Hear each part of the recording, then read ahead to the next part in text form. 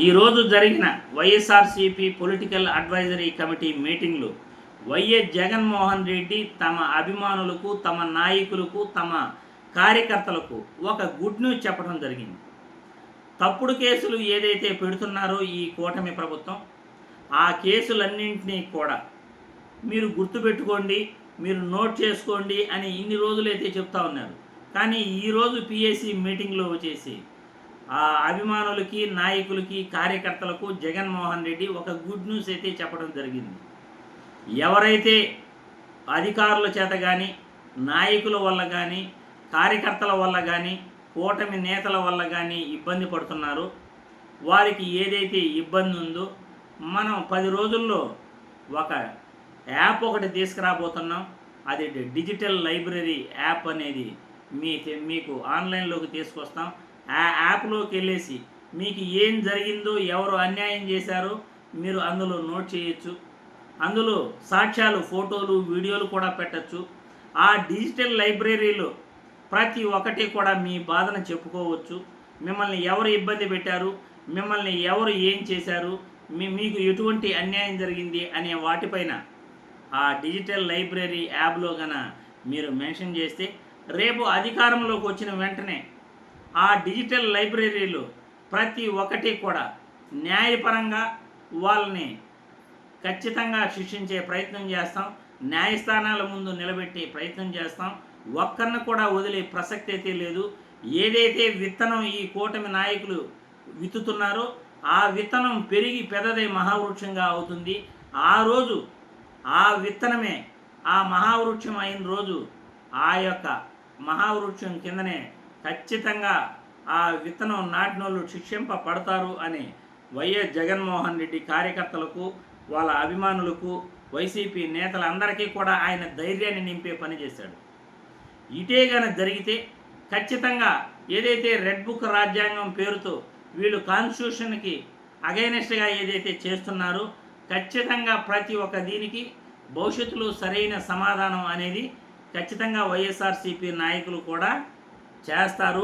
ఖచ్చితంగా సమాధానం చెప్తారు అనేది క్లియర్గా అర్థమవుతూ ఉంది. ఎందుకంటే ఏది ఏమైనప్పటికీ ఎవరు ఏ బుక్ రాసుకున్నా, ఎవరు ఏ యాప్లు ఓపెన్ చేసినా ప్రజాస్వామ్యంలో న్యాయపరంగా, ప్రజాస్వామ్యబద్ధంగా పరిపాలన అనేటివి చేయాలి.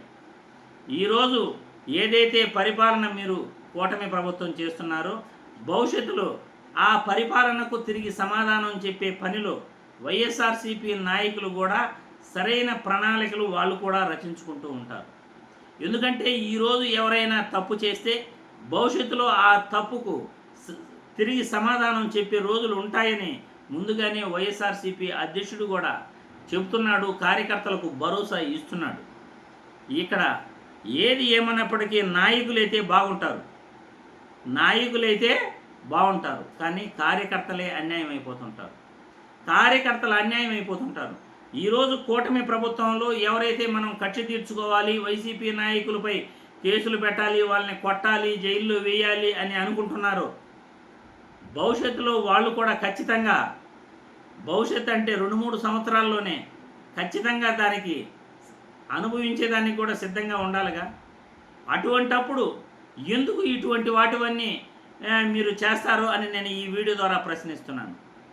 ఎందుకంటే రాజకీయ పార్టీలపై ప్రేమ ఉండాలి, అభిమానం ఉండాలి, కానీ అవతల వాడిని హింసించాలి అనే మనసులో కుట్రలు, కుతంత్రాలు అనేటివి మీలో ఉంటే మీరు ఖచ్చితంగా మానవత్వం మరిసిపోయిన మనుషులు అవుతారు అని అయితే నేను ఖచ్చితంగా చెప్పగలను. కాబట్టి కూటమి నాయకులు ప్రస్తుతం అధికారం ఉంది కదా అని మీరు కార్యకర్తలు కానీ, నాయకులు కానీ తప్పులు చేసే ప్రయత్నం చేయకండి. ఎందుకంటే తప్పు చేసిన వాళ్ళని న్యాయస్థానాల ముందు నిలబెట్టడంలో తప్పే లేదు.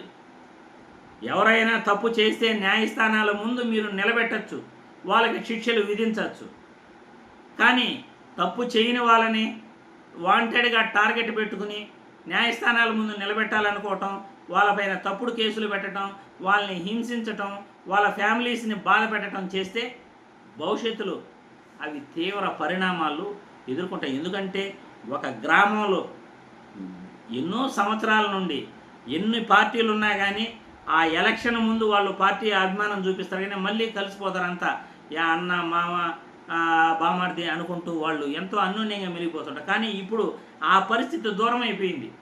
పార్టీల ప్రకారం జనాలు విడిపోతున్నారు. ఆ పరిస్థితి ఎందుకు అని నేను అంటున్నా. ఒక గ్రామంలో నివసించే వాళ్ళు మీరు సంతోషంగా ఉండండి. ఎప్పుడైతే మీరు ఇటువంటివి కక్ష సాధింపు చర్యలు చేస్తారో ప్రతిరోజు కూడా సస్తూ బతకాల్సి వస్తుంది.